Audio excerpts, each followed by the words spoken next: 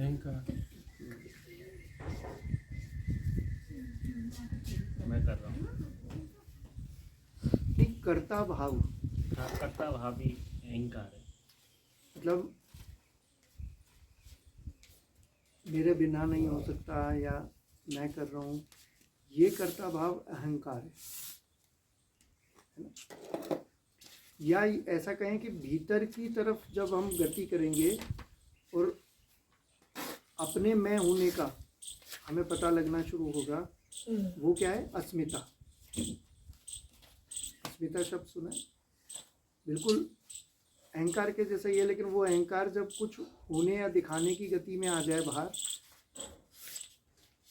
तो उसे क्या बोलते हैं? अस्मिता, अहंकार। जब बार बाहर की तरफ गति करे तो अहंकार। और जब वो अपने होने, अपने बीइंग के लिए उसको जानने का प्रयास करे या उसे पता लगे, लेकिन अपने होने को एक सीमा में वो समझता है। समझ में आ रहा है? चाहे कुछ सीमाएं टूटी हों, बाहर से भीतर की ओर गति हुई हो, धारणा भीतर की ओर गई हो, लेकिन वो क्या कहलाएगा? हम अस्मिता की ओर गति कर रहे हैं। और जब अहंकार और अस्मिता खो जाए तो वो कौन सी स्थिति है? एक तरह से अस्तित्व में विलीन हो जाने वाली स्थिति, जैसे बूंद सागर में विलीन होगी, उस तरह से।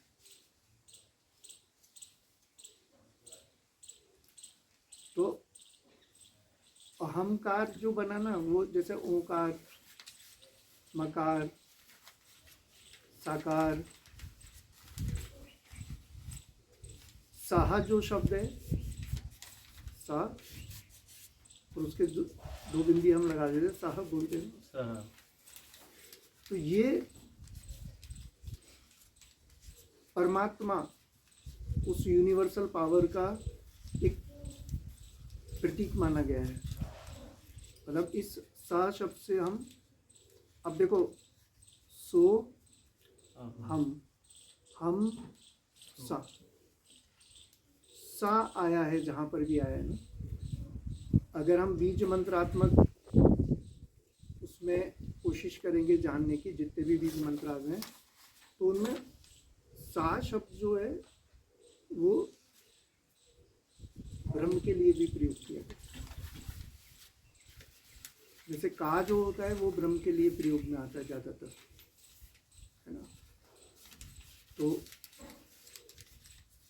अब अहंकार है ना, सकार। अब सकार मतलब स जो पावर है उसको आकार में ले लिया आपने, तो फिर हमने क्या किया? उसको साकार। क्या कहना शुरू किया? साकार। ये अलग विषय है, इसको कभी मंत्र वाले विषय में छेड़ेंगे, लेकिन अभी तो अपन अहंकार से कह रहे थे। तो अहम है ना, स्वर में आ जो प्रयोग होता है, इसके बिना तो काम चलता ही नहीं है। जैसे आप किसी भी व्यंजन को उसके स्वरूप में भी बोलना चाहोगे, उसकी ध्वनि में भी बोलना चाहोगे, तो व्यंजन में हलंत लगा होता है। जब तक उसके साथ प्लस में आकर आ नहीं मिलता, तब तक उसे का नहीं बोल सकते आप।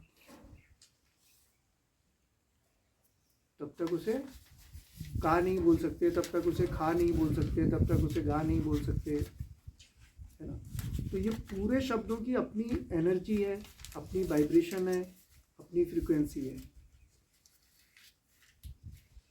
आप चाहो तो इन पर वैज्ञानिक रूप से भी हम फिजिक्स के माध्यम से, ऐसे इक्विपमेंट के माध्यम से नवीनतम खोजें कर सकते हैं कि भाई जब वो साउंड, उस तरह की साउंड हमने निकाली, का बोला तो क्या फ़र्क आए, खा बोला तो क्या फ़र्क आए। समझ में आ रहा है? लेकिन हम विषय से हट जाएंगे अगर अभी इस विषय पर बात करेंगे, कभी डीप इस पर जाकर बात करेंगे। तो हम यानी आ जो है, इसको एक तरह से हम बोलते हैं किसमें, ऊर्जा के स्वरूप में, माता के स्वरूप में। जितने भी स्वर हैं ये देवीय स्वरूप हैं और व्यंजन है ये शिव स्वरूप। इसलिए कहा है कि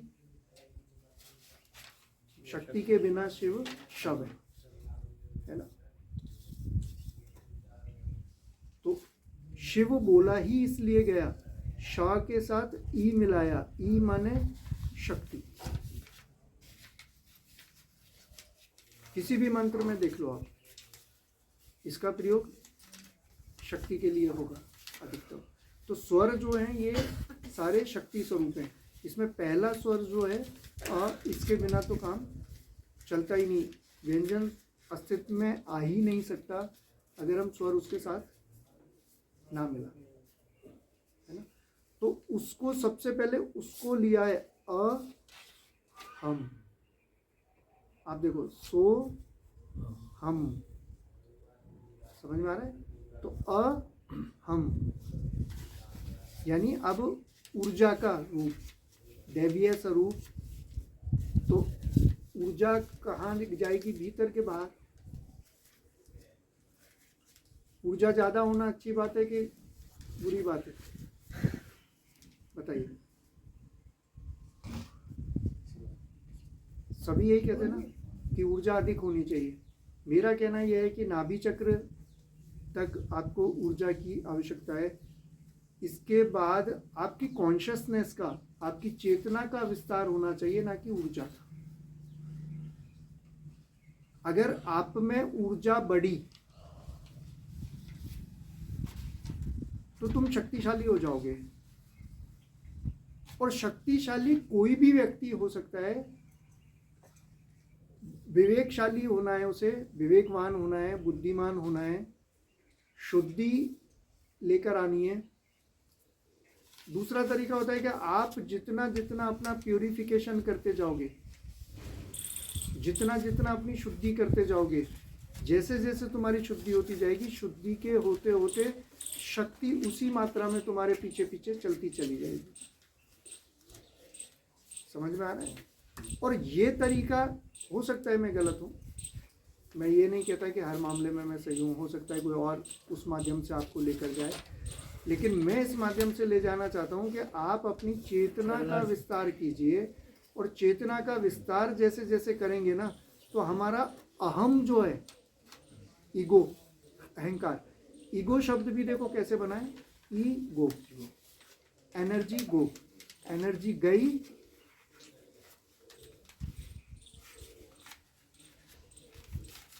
समझ में आ रहा है। तो हमें समझना है, सेल्फ की ओर आना है और कॉन्शियस रहना है, अपने स्व की ओर आना है और जागृत रहना है। कबीर साहब ने भी ये कहा है ना, जो तिल माही तेल है चकमक माही आज तेरा साईं, तुझ में जाग सके तो जाग। सब अवेयरनेस की बात करते हैं। अब इसमें हम बहुत गहरे चले जाएंगे, ये पॉइंट ही ऐसा है, और थोड़ा सा रास्ते से भटकेंगे। अहम की बात हो रही थी, लेकिन अहम के बीच में ये चीज़ आएगी। अब ये आई तो फिर एक नई चीज़ आई कि अवेयरनेस और कॉन्शियसनेस में क्या अंतर है। भाई जागृति और चेतना में क्या अंतर है, ये भी समझो। चेतनावान हम नहीं हो सकते, हम जागृत हो सकते। हमारे हाथ में क्या है, जागृत होना। चैतन्यता और जागृति दोनों अलग चीजें हैं। अवेयरनेस और कॉन्शियसनेस दोनों बिल्कुल डिफरेंट चीजें हैं। समझ में आ रहा है। हम अवेयर होते जाएंगे तो सबसे पहले तरीका क्या है अहम मिटाने का, कि मैं बॉडी कॉन्शियस हो जाऊं। मतलब मैं शरीर के स्तर पर जागृत हो जाऊं। एक तो हमारी नॉर्मली जो हमारी कॉन्शियसनेस है, जैसे जिसको हम बोल सकते हैं सामान्य चेतना, है ना, नॉर्मल कॉन्शियसनेस जो सबके अंदर होती है ना। उसमें क्या क्या होता है, नॉर्मल कॉन्शियसनेस में क्या होता है, संसारी चलता है, निद्रा, भय, मैथुन, है ना, आहार, आहार, निद्रा, भय, मैथुन, ये सभी करते हैं। चाहे वो जीव जंतु हों, मनुष्य हो, पशु पक्षी हो, अगर कोई उसी स्तर पर जी रहा है कि भाई क्या है, कहते हैं ना राम जी ने खूब दे रखा है फर्स्ट क्लास खाने पीने को, है ना। तो अभी हम सामान्य चेतना के स्तर पर जीते हैं, तो हम सिर्फ 2 पैरों के जानवर हो सकते हैं। जब हम शरीर के स्तर पर जागना शुरू करेंगे, शरीर के पोर पोर में जाएंगे, जैसे मान के चलिए आप, एटम की खोज साइंटिस्ट ने भी की थी, तो एटम बम बना दिया, और एटम की खोज भगवान बुद्ध ने भी की थी। तो बुद्ध ने कैसे जाना, वो शरीर में गए, शरीर को जागृत होकर देखा, शरीर की घटनाओं को, उसके वाइब्रेशन को जागृत होकर देखा, तो फिर उन्हें धीरे धीरे धीरे धीरे जब छोटे छोटे एरिया में उसे देखना चालू किया, तो उन्हें यहाँ पर अणुओं का, परमाणुओं का उत्पाद और लय पता लगना शुरू हुआ। तब उन्होंने उस एक्सपीरियंस के बाद कहा कि शरीर नश्वर है। हम सुनकर कह देते हैं कि शरीर नश्वर है, तो हमारा कोई अनुभव नहीं है, और बिना अनुभव के की गई बात ऐसे ही है कि आप कितना भी कह दो आत्मा अमर है, लेकिन आत्मा की अमरता का हमको पता नहीं है कि वो कैसे अमर है। मैं तो बल्कि ये कहूँगा कि जब तक सामान्य चेतना है तब तक आत्मा का भी हमको पता नहीं है। और ये कहूँगा कि थोड़ा सा अधिक हो जाएगा कि अभी आत्मा है ही नहीं। अध्यात्म शब्द जो है वो आत्मा के लिए प्रयोग किया है। कब? उन्होंने ये नहीं कहा कि तुम आत्मा को पालोगे, उन्होंने कहा अध्यात्म, ये शब्द बनाए अधिक आत्म से, यानी आपको प्रतिदिन जागृत रहकर आत्मा पानी पड़ती। अब तुम कहोगे कि ऐसे कैसे, फिर हम जिंदा कैसे, है ना। तो एनपीसी सुना है? एनपीसी शब्द सुना है? बहुत फेमस है अध्यात्म में। नॉन प्लेइंग कॉन्शियसनेस, उनके अंदर कुछ नहीं होता, वो सिर्फ आसपास के लोगों की ऊर्जा पीकर जीते हैं। उनमें स्व जैसी कोई चीज होती नहीं। अब ये वैसे ही हो रहा है कि हम चले थे अहम से, लेकिन अब एक पर एक विषय खुलते चले जा रहे हैं, तो उधर जाते जाएंगे। तो एनपीसीज पर भी कभी बात करेंगे कि ये किस तरह के ह्यूमंस होते हैं जो हमारे आसपास ही मौजूद होते हैं। ऐसे व्यक्ति की एक खासियत मिलेगी कि वो आपकी ऊर्जा को शक करेगा, चूसेगा, और उसको चूसने के लिए क्या चाहिए, वो आपके ऊपर अटैक करेगा, आपका अटेंशन पाएगा। तो हमें क्या करना है, सेल्फ की ओर ध्यान देना है। तो पहले तो शरीर के स्तर पर जागृत होंगे। जब शरीर के स्तर पर पूर्ण जागृति हो जाए कि अब मुझे पता लगता है कि मेरा एक भी मसल कैसे फड़कता है ना, मेरे शरीर में क्या क्या होता है, तो ये हो गया अन्नमय कोश। हम कहाँ पर आ गए? अन्नमय कोश में, है ना। फिर हम ध्यान करना शुरू करते हैं, धारणा ले जाते हैं कहाँ? श्वास पर, है ना। जब हम श्वास के आवागमन को,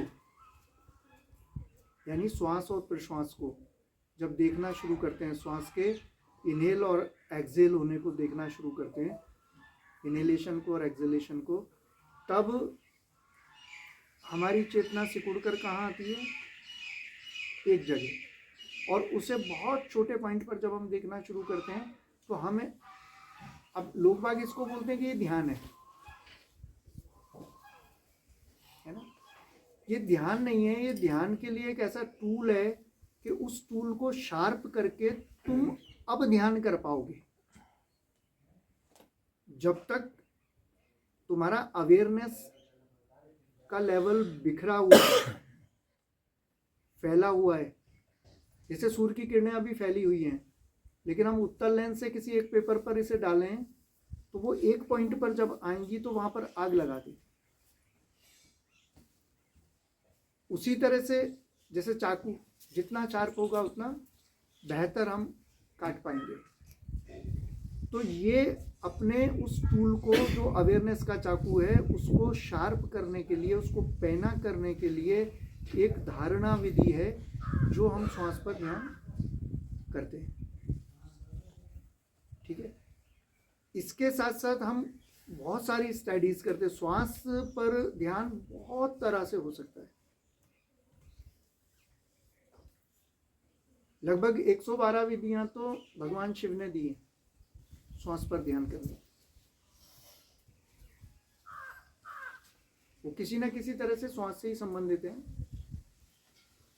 जब हम श्वास को गहरा लेकर गए और श्वास नाभि तक गई, है ना, जब श्वास बाहर आई,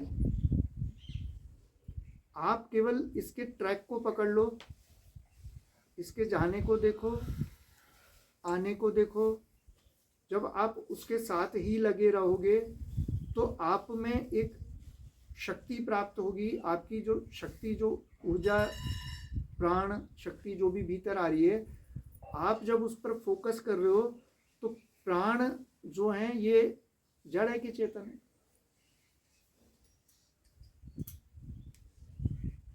प्राण चेतन।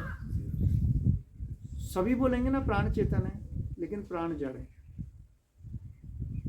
प्राण क्या है? जड़ शक्ति है प्राण। और प्राण जो है, इसको शक्ति मिलनी चाहिए किसकी? चेतना की। जैसे सांख्य के हिसाब से हम देखें तो 25 तत्व सांख्य में कहे गए हैं। तो पहला जो है वो पुरुष तत्व। प्रकृति तत्व में कितने तत्व कहे गए? 24।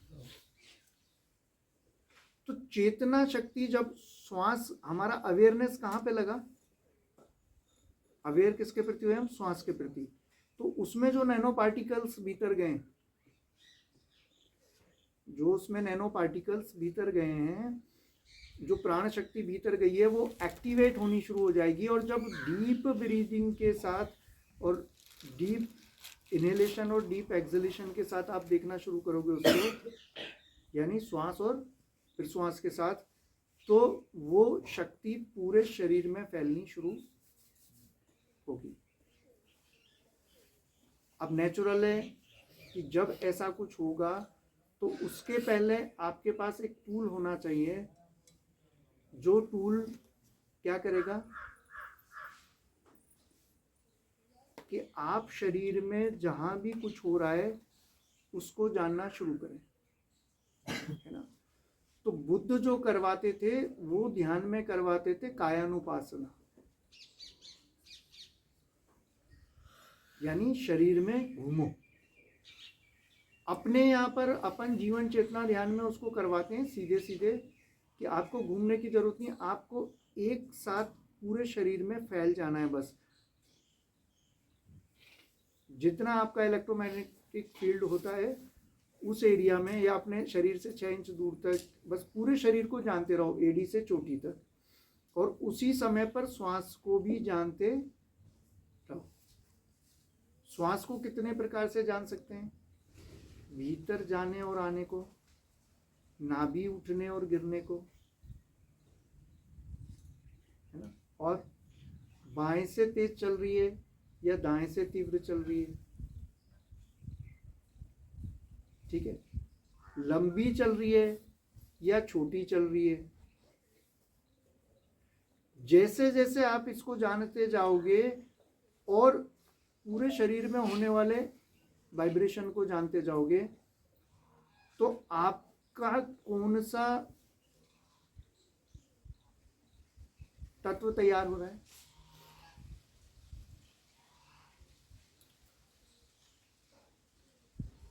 पांचों एलिमेंट्स पे फर्क पड़ रहा है। वो सब हो रहा है, वो प्रकृति का ही हिस्सा है। भाई हम हमारे शब्द कैसे उठे, हमने वाइब्रेशन कैसी पैदा की, हमने एनर्जी कैसी पैदा की, हम उस एनर्जी की फ्रिक्वेंसी क्या थी, ये सब चीज़ें क्या हैं, जड़। प्रकृति का हिस्सा है ना। लेकिन हम उस चेतना की बात करना चाह रहे हैं, तो हमारी स्थापना कहाँ हो जाएगी? ज्ञाता, ज्ञान और ज्ञेय, तीन चीज होती हैं, ज्ञाता, ज्ञान और ज्ञेय। आप मुझे देख रहे हैं तो आप क्या हुए? ज्ञाता। आपको ज्ञान किसका हो रहा है? विषय में हूं, है ना। तो मेरा ज्ञान हो रहा है ना, तो ज्ञान की प्रक्रिया हो रही है। और ये पदार्थ कौन है? मैं किसी भी चीज को, किसी भी ऑब्जेक्ट को देख रहा हूं तो वो मेरे लिए ये पदार्थ है। ऐसे ही ध्यानी के लिए होता है।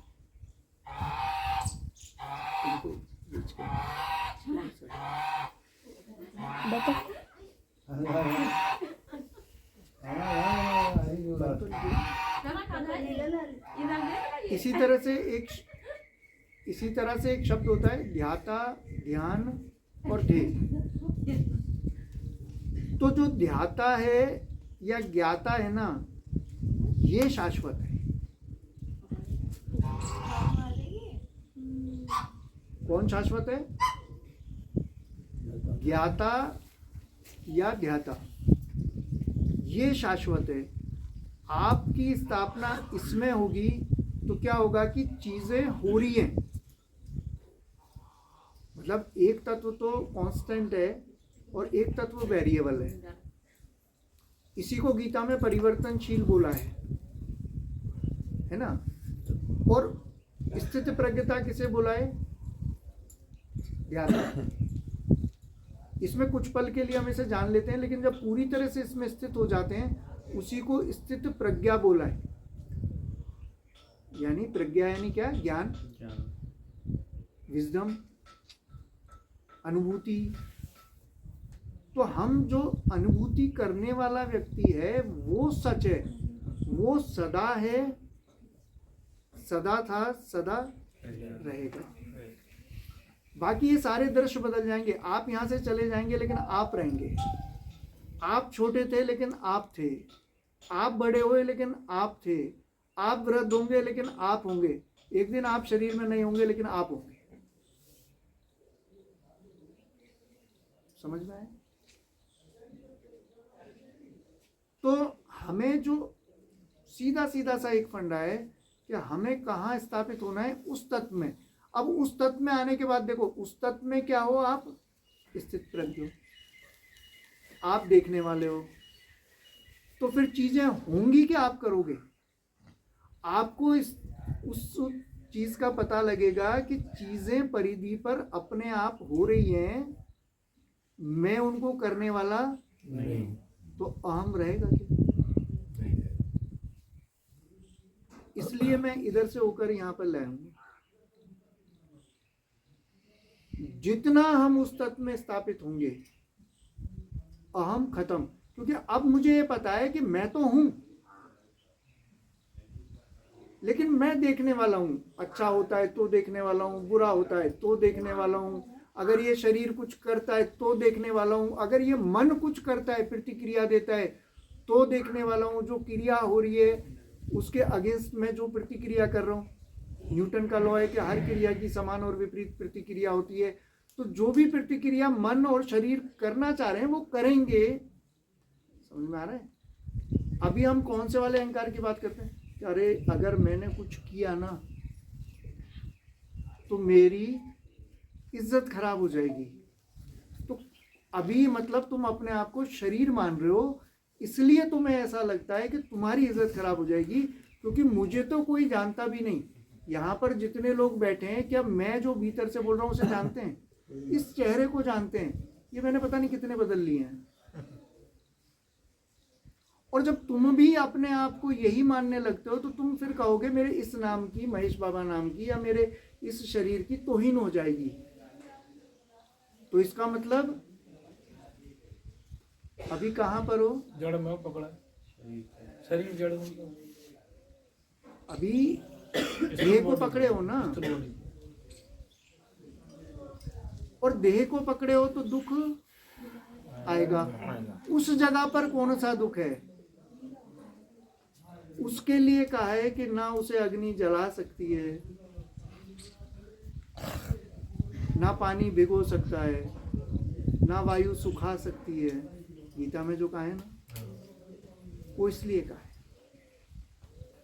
तो मेरे को किसी ने कभी पूछा था एक बार कि ऐसा कैसा तत्व कोई हो सकता है कि अग्नि जला नहीं पाए, वायु सुखा नहीं पाए। क्योंकि चलो आत्म तत्व तो बहुत बहुत सूक्ष्म विषय है, लेकिन ये प्रकाश है, तो ये है कि नहीं है? मैंने उसे जवाब दिया कि ये प्रकाश है या नहीं, तो बोला है। तो मैंने कहा अब इस पे पानी डालो, भीगता है क्या? तलवार से काटो, कटता है क्या? वायु से सुखाओ, सूखता है क्या? और ये है ना। तो बस ऐसे ही वो भी है।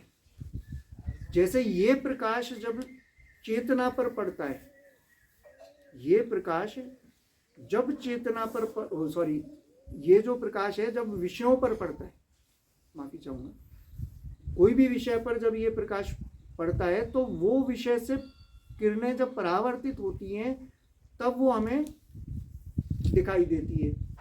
अगर कोई भी विषय ब्रह्मांड में मौजूद ना हो जिससे प्रकाश टकराए, तो प्रकाश किरण हमें दिखाई देगी? नहीं देगी, अंधेरा ही दिखाई देगा। समझ में आ रहा है?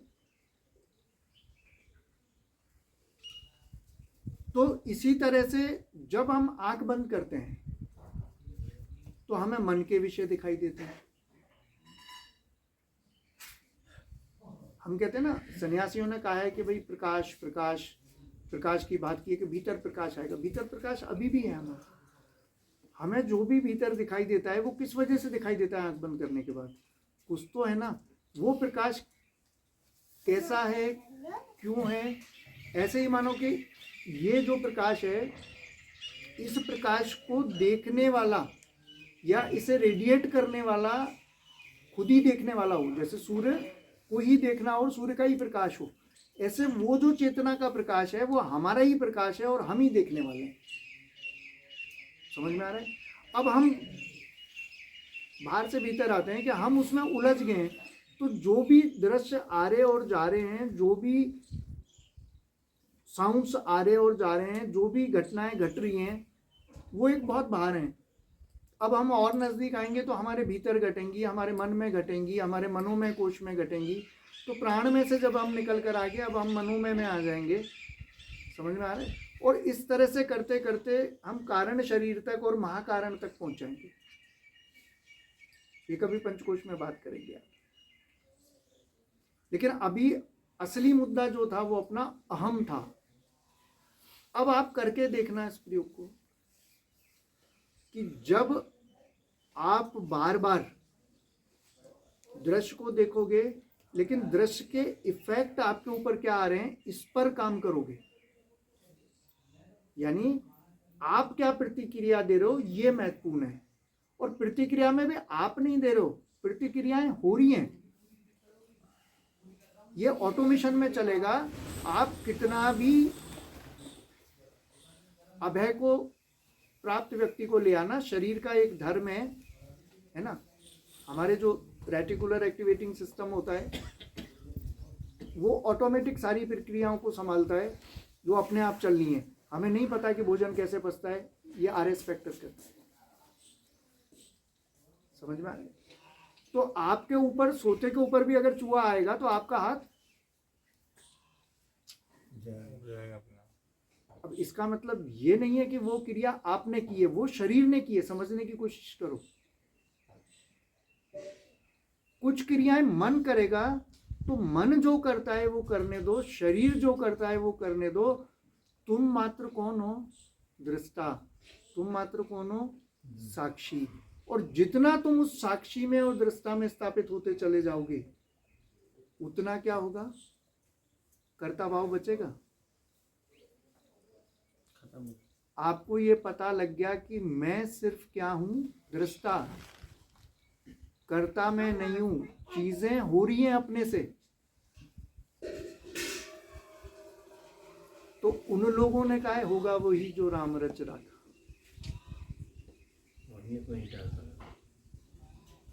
है ना, होना है सो होना है, होनी हो सो होए। अब इसको रटने से कुछ नहीं होगा, इसको एक्सपीरियंस करना है, और एक्सपीरियंस सिर्फ एक ही जगह से किया जा सकता है। आ रही बात समझ में?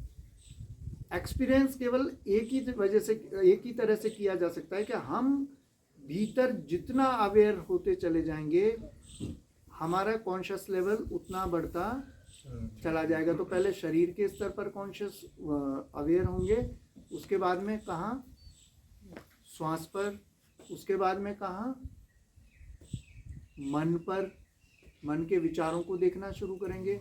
तो श्वास की प्रैक्टिस हम सुबह कर सकते हैं, बैठकर रीढ़ सीधी करके सुबह और शाम श्वास पर फोकस कर सकते हैं, है ना। तो कहते हैं ना, wherever focus goes energy flow, जहाँ भी आपका ध्यान जाएगा ऊर्जा वहीं गति करेगी। जब आप इस पर ध्यान करना शुरू करेंगे, उसके बाद में प्राण में को कवर करते चले जाएंगे, उसके बाद में कहाँ पहुंचेंगे, मनोमय आनंद, है ना। फिर आप मन के विचारों को देखना शुरू करेंगे, तो वो आप दिन भर कर सकते हैं। विचार उठ रहे हैं, गिर रहे हैं, उठ रहे हैं, गिर रहे हैं, कौन सा आ रहा है, कौन सा जा रहा है, दो विचारों के बीच में कितना गैप है, उसको दिन भर में आते और जाते, आते और जाते पतझड़ की तरह जब देखेंगे। अभी तो मैं ही विचारों के साथ चले जाता हूँ, जब मैं ही विचारों के साथ चले जाता हूँ तो मुझे लगता है मैं विचार हूँ, तो फिर मैं विचारों के साथ बहुत ठोसपन के साथ जुड़ जाता हूँ कि नहीं ऐसा ही होगा। और हमें ये पता ही नहीं कि विचार गति करते हैं, वो एक मस्तिष्क से दूसरे मस्तिष्क को घोंसला बनाते हैं। ना विचार मेरे होते हैं ना आपके होते हैं, ये इधर से उधर गति करते जाते हैं बस, है ना। फिर जब आप विचारों से जैसे जैसे मुक्त होते जाएंगे, तो एक श्रेष्ठ सुख को प्राप्त होते चले जाएंगे, आनंद को प्राप्त होते चले जाएंगे।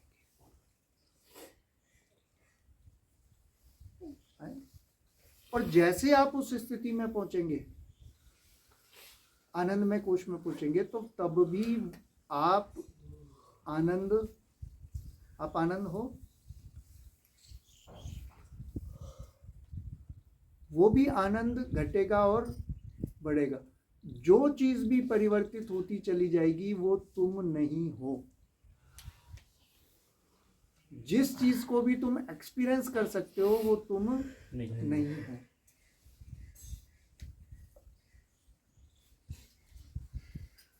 तो तुम्हें वहां पहुंचना है जहां पर जो पता लगे कि तुम हो। तो हम बोलते हैं कि आत्मा का साक्षात्कार, तो हम आत्मा को देख पाएंगे, आत्मा को?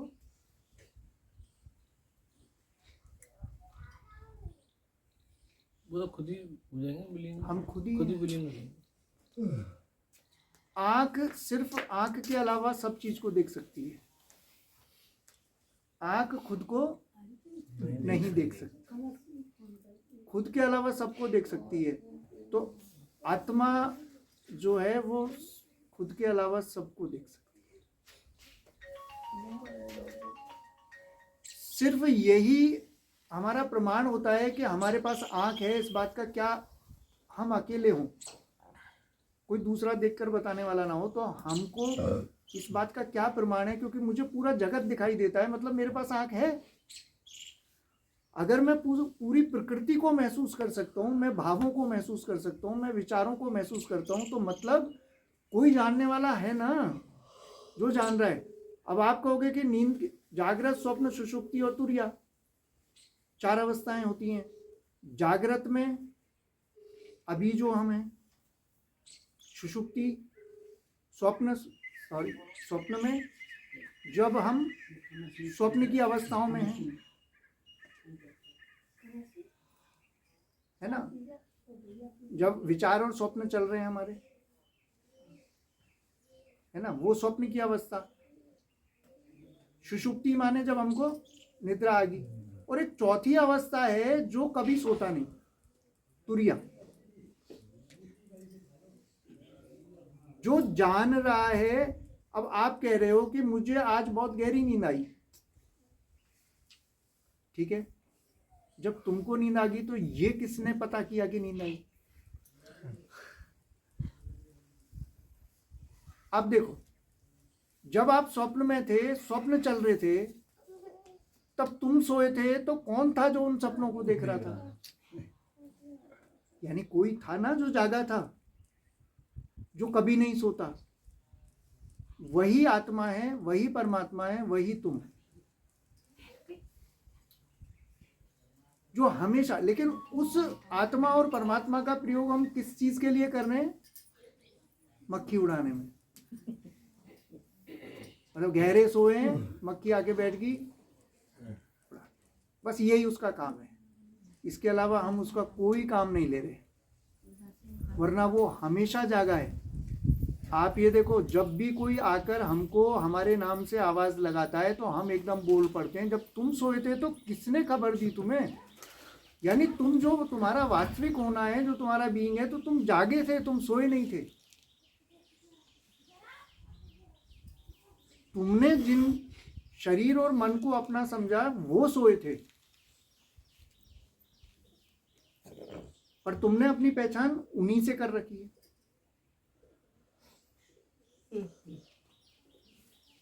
तो जब हम उस तत्व में आ जाएंगे तो अहम रहेगा ही नहीं। ये हो जाएगा कि बस मैं सिर्फ जानने वाला हूं, है ना। और मैं जानने वाला हूं, इसको मैं और गहरे में आपको बताऊंगा तो आप हैरान हो जाएंगे इस मैं का क्या मतलब। और मैं शब्द क्यों बोला जाता है? मैं यहाँ के लिए क्या बोल रहा हूँ? मैं। आप अपने लिए क्या बोल रहे हैं? मैं। कोई और उसके लिए क्या बोल रहा है? मैं। तो हम कहते हैं ना, सब में एक ही समाया, तो सब में मैं ही तो समाया।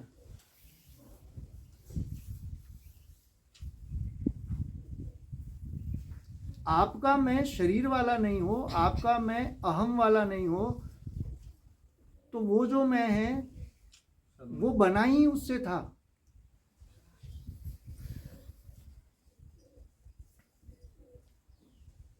अब देखो, कृष्ण जानते हैं, तो उन्होंने बोला कि मैं ही ब्रह्म हूं, मैं ही भगवान हूं। भगवान मतलब भ, ग, व, आ की मात्रा और ना,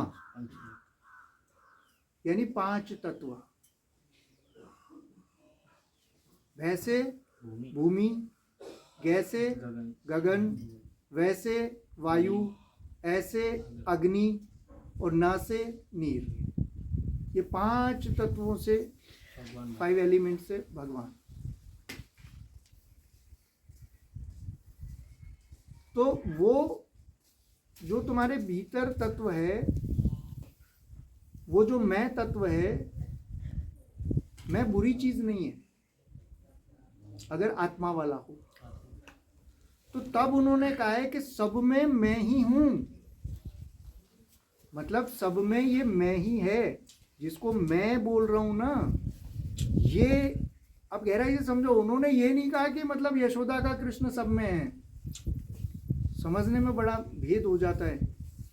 गीता को पढ़ने के लिए एक समझ चाहिए कि वहां पर हमें ये समझ कर पढ़ना है कि भगवान कृष्ण आत्मा का प्रतिनिधित्व कर रहे हैं, परमात्मा का प्रतिनिधित्व कर रहे हैं। उन्होंने आत्मा और परमात्मा की तरह अपने आप को जान लिया, तब वो कह रहे हैं कि मैं ही भगवान हूं। मतलब क्या? मैं ही भगवान है। समझ में आ रहा है? तो तू अपने मैं को जान ले भाई। वो कहते हैं ना कि मैं ईश्वर हूं, तो कृष्ण का मतलब होता है केंद्र, सेंटर। तुम अपने केंद्र को जान लो। कहाँ से जानोगे? बाहर कृष्ण को जानकर या भीतर खुद के जाकर? तो भीतर खुद के मैं को जान लो। वो सबको यही कह रहे हैं। और गीता को कभी इस तरह से पढ़ के देखना, यशोदा के कृष्ण की तरह से पढ़कर मत देखना कि उन्होंने आत्मा का प्रतिनिधित्व किया था। तो उन्होंने जो भी बात कही थी कि पीपल में, देखो वही बात आई ना जो मैं कह रहा था। यानी जो मैं उन्होंने जाना भीतर, वही मैं पीपल में है, वही मैं जल में है, वही मैं सब में, वही मैं। मुझे दृष्टि से देखा कि वही मैं हूँ। बिल्कुल। तो हमें बोध से देखना आना चाहिए। उसी को अवेयरनेस बोलते हैं, उसी को कॉन्शियसनेस बोलते हैं। और जब हम उस 25वें तत्व में, या उस तरफ से कहें तो पहले तत्व में, पुरुष तत्व में स्थापित रहेंगे, उसका अभ्यास करेंगे, तो क्या होगा? हमें अहम जैसी चीज आएगी ही नहीं। अहम जैसी चीज आएगी ही नहीं। अहंकार जिसको बोला है, अपने आप अहंकार से ओंकार में चले जाएंगे।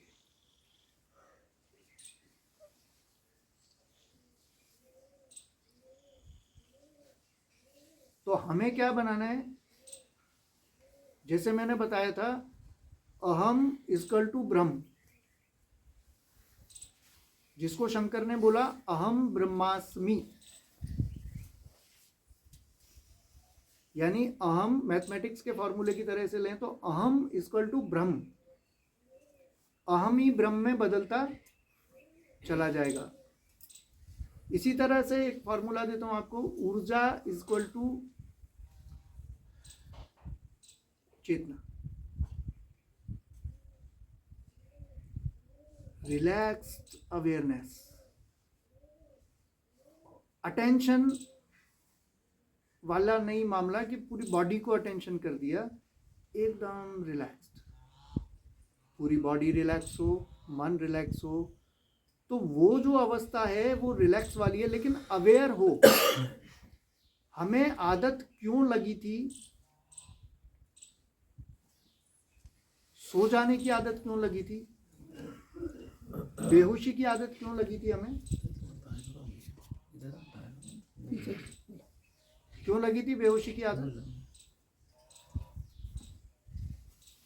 जैसे देखो, ड्राइवर गाड़ी चला रहा था, ठीक है, मालिक पीछे बैठा है। अब ड्राइवर मन माने ढंग से गाड़ी चला रहा है। हमें बचपन से आदत ये हुई थी, माँ के गर्भ से जैसे थे हम, तो हमें कोई परवाह नहीं थी, सब अपने से चलता था। लेकिन जैसे ही हम पैदा हुए, पैदा होने के बाद क्या हुआ? हमने भरोसा करना शुरू किया इंद्रियों का। मैं चलूंगा तो पहुंचूंगा। पहले माँ चलती थी तो पहुंच जाते थे, माँ खाती थी तो भोजन मिल जाता था, माँ दुखी होती थी हम दुखी हो जाते थे, माँ सुखी होती थी हम सुखी हो जाते थे। समझ में आ रहा है? अब इंद्रियों पर भरोसा आया। इंद्रियों का भरोसा करते करते 5 जो हमारे सेंस ऑर्गन है, 5 एक्शन ऑर्गन है, यानी कर्मेंद्रियां 5 और 5 ज्ञानेंद्रियां, इनका भरोसा करते करते भरोसा करते करते करते करते मालिक सो गया। यानी आत्मा थी वो और ये अपने मनमाने ढंग से काम करते रहे कि यार ये फूल अच्छा, चलो इसको तोड़ो लाए, है ना, वो महिला अच्छी, चलो उधर मन गया, वो पुरुष ऐसा तो उधर मन गया। समझ में आए? ये अपने मनमाने ढंग से 5 ज्ञानेंद्रियां, 5 कर्मेंद्रियां और 1 मन, मनमानी करते रहे क्योंकि मालिक सोया पड़ा है। और फिर दुख मालिक को भी होता रहा क्योंकि गड्ढों में गाड़ी चलती रही तो झटके उसको भी लगेंगे थोड़े बहुत, क्योंकि अभी वो उनके संपर्क में। तो मालिक को जगाते चले जाओ। मालिक जैसे जैसे जागता चला जाएगा, समझ में आ रहा? आप जैसे जैसे अवेयरनेस की प्रैक्टिस करोगे और अपने आप को, अपने उस अंश को पहचान लोगे कि मैं इन सब से परे हूं, तो मैं क्या हो गया, माया से परे। और माया का एक सिस्टम है कि इसको तुम्हारी दासता स्वीकार नहीं है। इसको तो पति चाहिए, माया पति बनना पड़ेगा, मालिक बनना पड़ेगा। जब आप मालिक बनोगे तो ये खुद ही सरेंडर कर देती है। समझ में आ रहा है? माया खुद ही सरेंडर कर देती है, क्योंकि ये केवल एक ही अवस्था के आगे सरेंडर करती है, भगवान के आगे, पुरुषत्व के आगे। तो फिर पूरी प्रकृति उसमें समा जाती है। लेकिन आपको पूरी प्रकृति को देखना पड़ेगा, उस पर ध्यान देना पड़ेगा, तो वो घटना घटेगी। समझ में आया?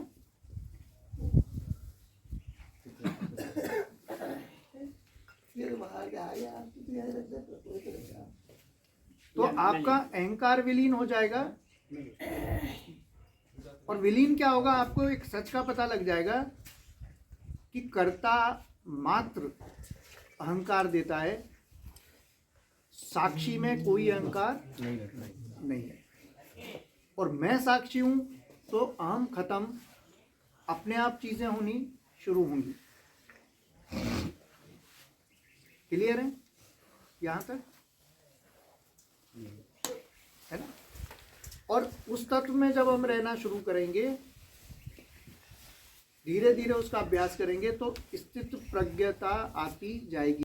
मैं वो वाला खत्म हो जाएगा, तो जिस मैं के संपर्क से बाहर मेरा संपर्क है, वो माया भी तो खत्म हो जाएगी। मैं और मोर माया खत्म। जब वो मैं ही, शरीर ही मेरा नहीं है, तो शरीर के जो संपर्क में थे वो मेरे कैसे हो सकते? तो फिर मैं उनका भी देखने वाला बन जाऊंगा कि भैया ठीक है। अब आप दुख में हो तो दुख किसको हो रहा है, दर्द किसको हो रहा है? शरीर को। आप उसके शरीर के दर्द को मिटाने का प्रयास कौन कर रहा है? मन भी करेगा, है ना, इंद्रियां भी करेंगी। यहाँ कांटा चुभा तो दूसरा हाथ आएगा और उसको निकाल देगा। लेकिन मैं इन सब प्रक्रियाओं का देखने वाला हूँगा। अगर मुझे कोई दर्द ज़्यादा हुआ तो हो सकता है कि वो रोने भी लगे शरीर, लेकिन उस रोने को भी देखने वाला हर स्थिति में ये जानना है कि मैं कौन हूँ,